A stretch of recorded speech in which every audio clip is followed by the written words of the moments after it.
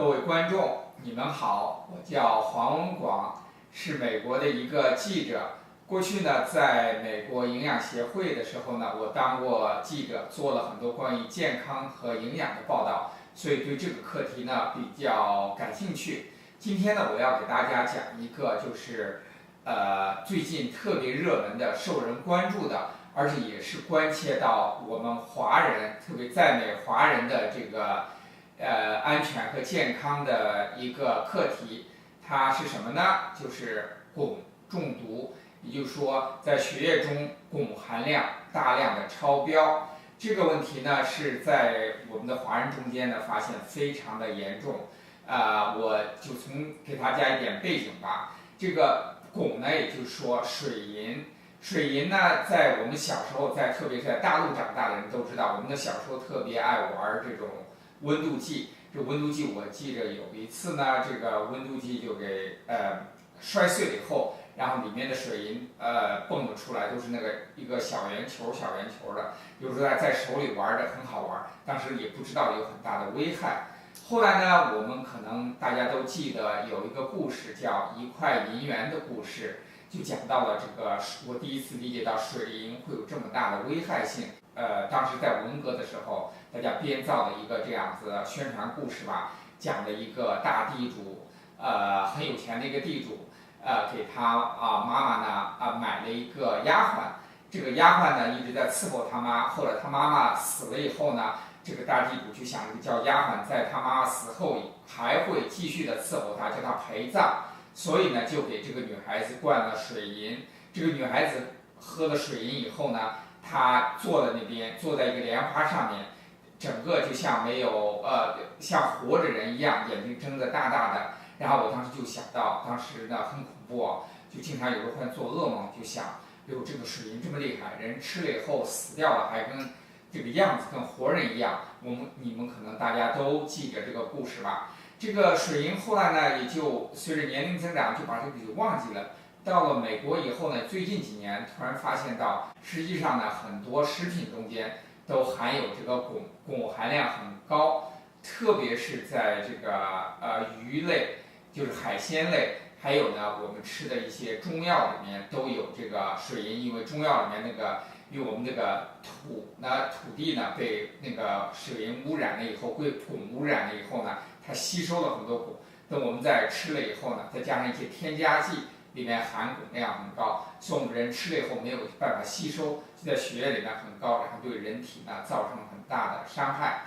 这个为什么在美国会引起这么大的影响呢？有好几件事儿，其中呢就是一件事就是我们可能知道有一个著名的演员，他叫 Jeremy Piven， 他呢在几年前呢就出现了一个大的事件，他就有一次他就说他是每隔一天都要吃一次那个日本的寿司，在吃日本寿司的时候呢，他就出现了说的是汞中毒，使他没有办法工作。他在参加了一个剧的拍摄之后，他就退出了这个剧，他就说自称是汞中毒。大家呢就觉得他是在利用这个事情在宣张，给自己在找借口，为其他实际上他表现的不是特别好。但是后来呢，他们发现的确有这个汞中毒这个事情，他们呢，所以呢就是美国的这个健康部门和这个他的环保部门呢，他们就开始联合起来，就做了一些调查。在几个大的城市，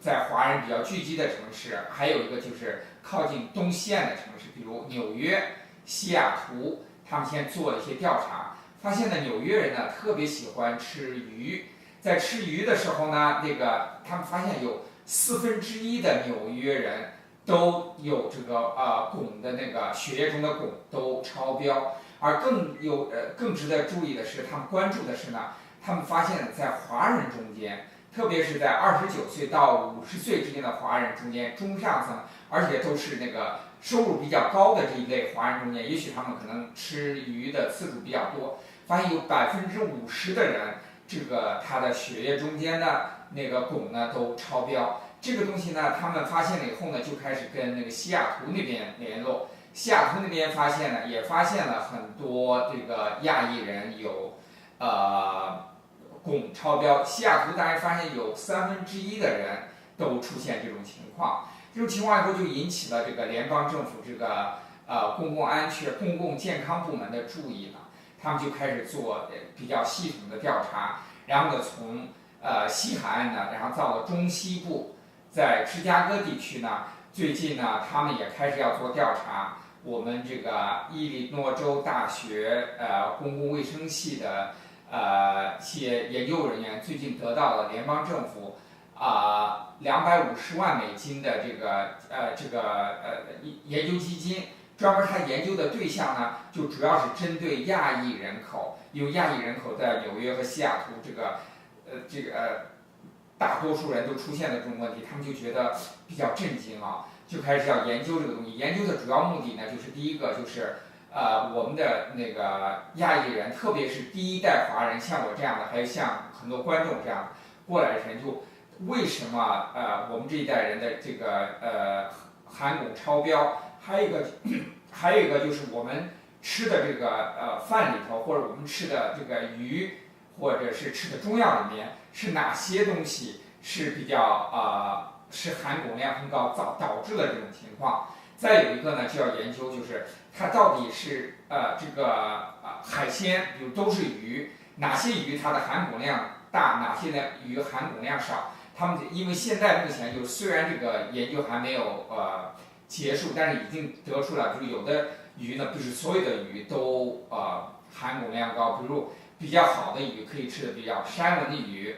还有一个tilapia 叫罗夫鱼，还罗氏鱼，还有一个就是虾米，这稍微应该好一点点，但是呢，就是总的来说，就是吃海鲜的时候要特别注意，特别在亚裔人中间呢，他们就发现到，就很多这个孕妇或者是刚刚生孩子的这个女性呢，她们有时候为了就中国不是有讲究说的要喝鱼头汤，可能比较催奶。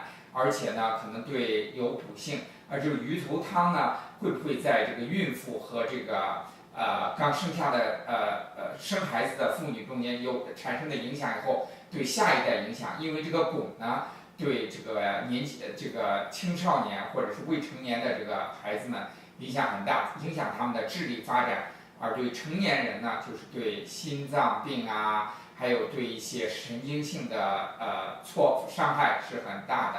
所以呢，在这种情况下呢，我们现在呢就会在等这个消息。我今天呢，就是我给大家做一个这个简单的一个介绍，主要是我另外一个我要请来这个我的一个老搭档叫 Monica， 他呢是美国公用电台的一个记者，他最近发的一篇文章就专门讲到了最近的几个大的研究，而且为什么这个要研究华人中间含汞量的这个情况。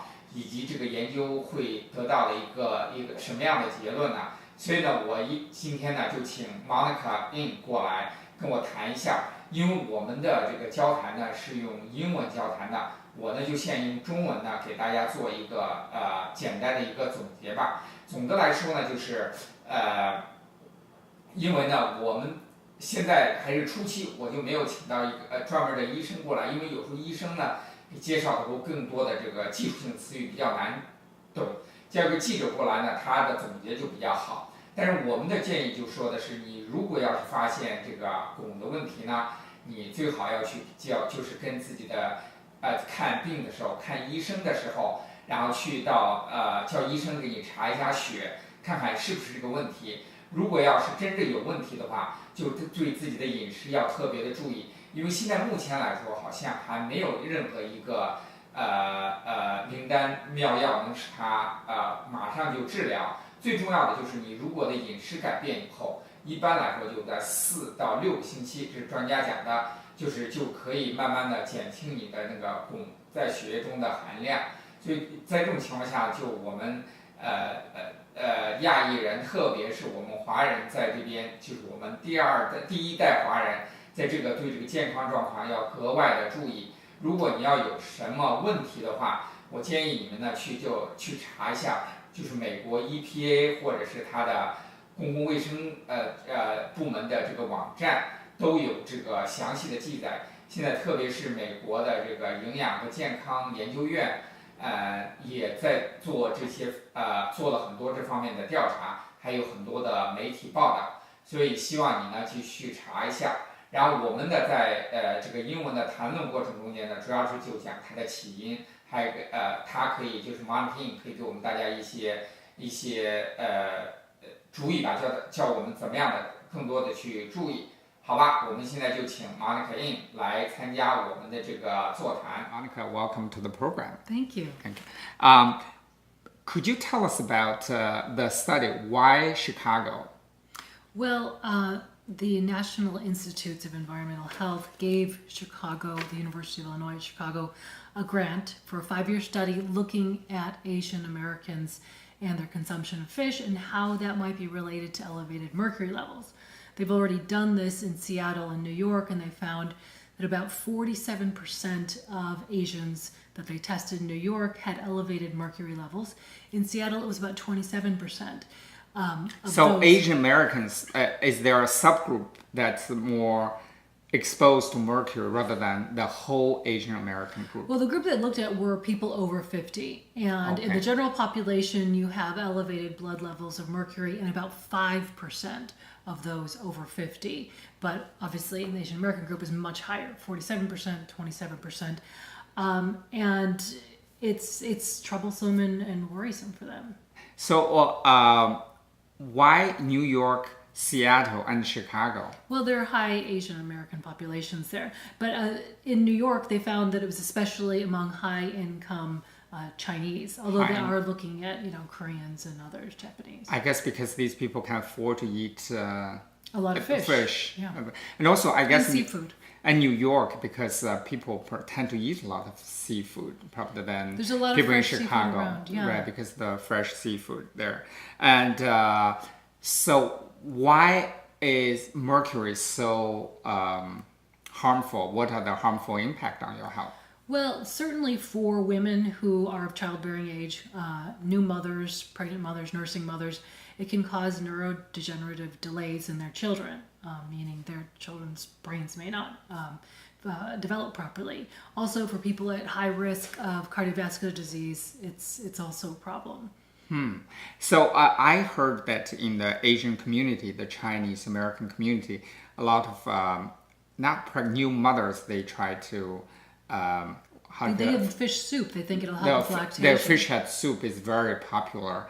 Was that specifically targeted in the study? I remember reading somewhere about it. They said they're not quite sure if the fish head soup is going to be linked to higher mercury levels, but they are concerned because there are certain parts of a fish that contain higher levels of mercury, and we're talking about the skin, the liver, and the head. And so when they heard that these young mothers, these new mothers, are eating fish head soup, they're concerned. They want to take a look at the link. The study's been going on for 2 years now. It's a 5-year study, and at the end of it, they'll be releasing the results. What are they trying to do with the study? Are they trying to find a solution, or what the kind of things they're looking for? Well, generally, they want to be able to target messages at vulnerable communities. And vulnerable communities are those, again, with cardiovascular disease, those who want to have kids, young mothers, and Asian Americans, because they have been found to have these much higher levels. Well, for people who like to eat fish, is that the same, like all types of fish have high mercury levels, or there are certain types of fish are better than the others? There's certain fish that are going to have higher levels. You're looking at tuna. They live longer. They harvest them when they're bigger. They've already eaten a lot of smaller fish who may have smaller traces. The white croaker, the striped bass, sturgeon, crab, all of these. Oh, crab. So I know a lot of Asians, they love crab, and they tend to have higher levels. Oh, I see. But then there are things like tilapia and salmon, which tend to have lower levels of mercury. So people, when they try to eat seafood, they should try to eat more salmon and tilapia. And catfish also have a very high level of mercury. Oh, catfish. So it's all about moderation. They do find that that Asian Americans eat about 3 times as much fish as the non-Asian Americans, and so it's not get rid of fish entirely, but maybe reduce it and reduce your consumption of the higher mercury level fish.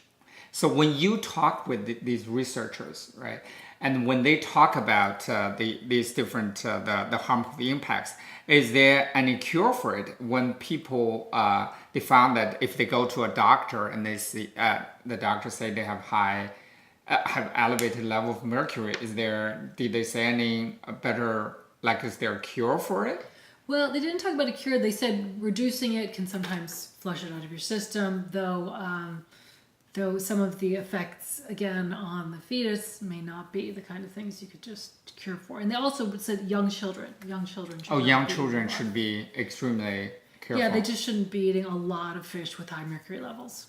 Because when we were kids, we were told that fish is so high in protein and omega fatty 3 acids. It's supposed to be good for your heart. It absolutely is. And in the public health researchers want to stress, fish is really good for you. It also delivers a lot of omega 3s. So don't abandon it completely, because we want to be able to balance out the health benefits with the possible risks. Yeah.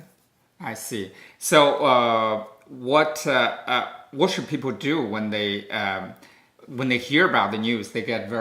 Some people, I'm sure, they get very nervous about it, especially people like my ayi who eats a lot of fish and who loves fish. And then what should they do? You talk with the doctors probably. Do they have any recommendation? The public health professionals ask that you go to the Environmental Protection Agency's website and take a look at the fish, which can be ranked by those which are more likely to have high mercury levels, those that are likely to have lower ones, and just really limit your consumption of those with the higher mercury levels. And some of them tend to be, pretty popular fish: sturgeon, striped bass, catfish, and, check out those levels and check out how much you're eating.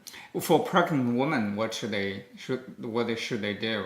Meaning they shouldn't eat any fish at all, or just on the safe side? Well, again, you have the fish lobby that tells you, don't worry about this. Then you have others say, do worry about it. But even doctors recommend that pregnant women really kind of limit their tuna. Tuna, again, is one of the big contributors. So, if you love fish and you're pregnant, for this period, you may really want to limit your consumption of high mercury fish. I see. So when your story came out, you did the story for Chicago Public Radio, and did you get a lot of feedback? What are the other people's how did people react to that? People had the same questions you had, and I referred them to the EPA website and said, the reason why they're doing the studies is because they don't have conclusive cause and effect. They do believe it's because of consumption of fish, but they want to do more studies to talk about these exact things. What are the best ways to reduce the elevated levels? Can they be reduced simply by reducing your amount of fish consumption? And is it better for pregnant women for nursing women to eat this fish head soup? Is it overall better for their health than, and does that balance out the risk of mercury exposure? I see. So the other thing is, it's not just for pregnant women, but the overall population, the Asian Americans, both men and women. Sometimes I know a friend who they just found out that he has elevated level of mercury, and he told me that right now, other people thought that Chinese herbs, a lot of people who are taking Chinese herbs like I do now, I got some herbs from China I'm taking now, but they say, they told me that either the herbs when they were growing, the plants, and then they absorb the high mercury level in the soil.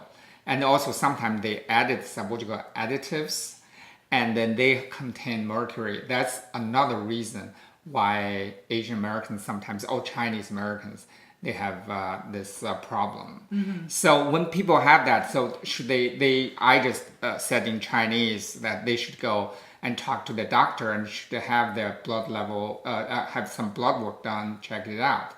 Is that the recommendation for, when you talk with the doctors, that their recommendation? Yeah, they always say, talk to your doctor, have it checked out. We're looking sort of at a population-wide sample, but it's always best to find out as an individual what this might be, because you're right, the contributors might be something else. It could be herbs, it could be something else, but they are noticing this correlation between Asian Americans and high mercury levels. Right. So this study is going to be five-year study. So 2020, they're going to finish the study in Chicago. In Chicago, but they have already done studies in New York and Seattle. In Seattle, and then they, I guess it's just getting a lot of attention, and I hope that they will come up with better solutions to do this. And better and more specific warnings to give people, because at this point it's fairly general, and they can say, this fish is. The mercury in this fish is more absorbed than this one, or if you eat this in your diet, it can counteract the absorption. They're trying to finer tune their message. Great, and thank you so much. 我刚才跟 Monica 讲过了，我们刚才再强调一个，就是我刚才没有提到的，就是呢，在现在的这个研究阶段呢，刚刚开始。现在目前大家已经知道了很多事实，比如说鱼或者是中药或者什么东西都含汞量很高。但是呢，现在呢，就是这种各种各样的研究呢是要更具体一些，比如哪些鱼里面含量比较大，哪些鱼比较小，怎么样的能够预防，这些再过2-3年的都会新的研究会不断的出现，然后我们会采访一些医生，给大家做一些最新的报道。但总的来说呢，就是鱼呢对于我们来说是很多人来说很重要的一种食品。然后我们的医生有时候也鼓励你吃鱼，因为里面也含有欧米伽3，对身体比较好。但是由于汞的这个问题呢，也不要因为这个汞的问题，大家就吓得就不敢吃任何的鱼。在我们有新的东西呢，我就建议你到医生那边去查一查自己血液里的那个含汞量。这样的话呢，你自己心里有个数。如果含汞量很高的话，你就可以要特别的注意自己的饮食，在4到6个星期之间，也许就会得到一种改变。而且我们有新的东西的话，我们会继续的跟那个医生和一些专业人士继续的交谈。谢谢各位。谢谢。